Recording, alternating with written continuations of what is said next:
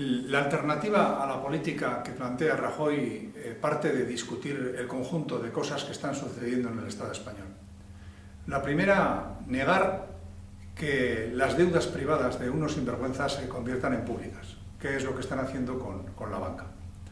La segunda, delatar el acuerdo entre la clase política. Hay que recordar que el año pasado se modificó la Constitución española para priorizar que lo primero en política es el pago de la deuda a los que especulan con la deuda, a los especuladores. El tercer elemento que hay que poner encima de la mesa es que el 21 de junio, hace 4 días, en el Congreso de los Diputados se acordó lo que se conoce como Pacto de Estabilidad, que es los acuerdos con Europa para establecer las políticas de ajuste. Y en esos acuerdos estaban el PSOE, el PP, UPN, CiU y el PNV. Y para cerrar el círculo, en los tiempos de Zapatero, Zapatero hacía leyes básicas y en los tiempos de Rajoy, Rajoy hace leyes básicas. ¿Qué significado tiene eso? Que la derecha económica y política en estos momentos quiere que en España exista un partido único para que en todas las administraciones públicas se aplique lo que Rajoy decide. Y nosotros lo que decimos es que esta política es cruel, estamos en una situación de extraordinaria gravedad, nos llevan a una sociedad donde va a crecer muchísimo el desempleo y donde va a haber mucha más pobreza, y se han encendido todas las luces rojas. Y nosotros le decimos a la clase política vasca, primero si cree en lo social, y si cree en lo social, que habrá un conflicto político real con quienes están llevando estas políticas adelante. Es la única manera de que tenga credibilidad la retórica.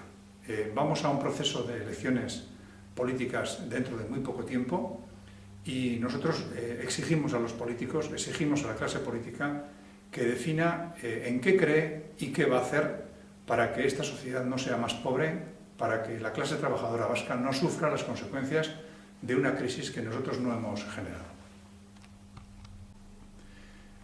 Oso basatia da Rajoyk planteatzen duena, baina Rajoy planteatzen duena aztertzerakoan mahai gainean beste kontu batzu jarri behar ditugu. Lehenengoa, Estatu espainolean zor pribatua, zor publikoa bihurtu dutela. Hor dago bankaren kontua, zenbat milioi ematen dioten bankari eta nola egiten dituzte zor horiek publikoak. Bigarren kontua da, joan zen urtean, PSOEk eta PPek onartu zuten konstituzioaren aldaketa.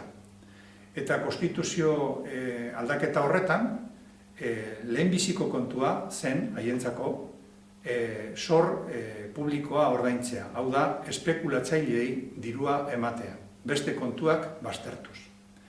Hirugarren kontua da, ekainaren 21, Espainiako Kongresuan, alderdi desberdinek, PSOEk, PPek, UPN, CiUk eta PNV, onartu zuten Europarekin adostu duen, gobernuak adostu duen Pacto de Estabilidad. Pacto de Estabilidad horretan agertzen dira ajuste guztiak. Horrek esan nahi du, alderdi horiek onartu dutela bide hori, ajusteren bidea. Eta zirkulu hori izteko, bai Zapateroren garaian eta bai orain, Rajoyren garaian, Espainian ezagutzen duguna, oso ondo ezagutzen duguna da, oinarrizko legea, oinarri legea, ley de bases, leyes básicas. Horren bidez, Rajoyk nahi duena da Espainian, Estatu espainolean, alderdi bakarra izatea. Administrazio guztietan, haiek erabakitzen dutena beste alderdiek egin dezaten.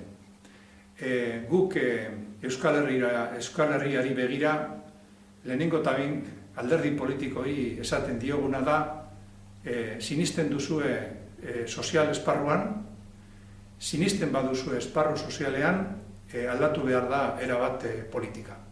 Hau da, eraiki behar da estatuarekiko, kapitalarekiko eta alderdi popularrarekiko frente sendo bat, gure gizartea, beharrak duen jendeari babesa emateko, hori da elak eskatzen duena, eta horretarako guk ez dugu beste irtenbiderik mobilizazioak egitea baino.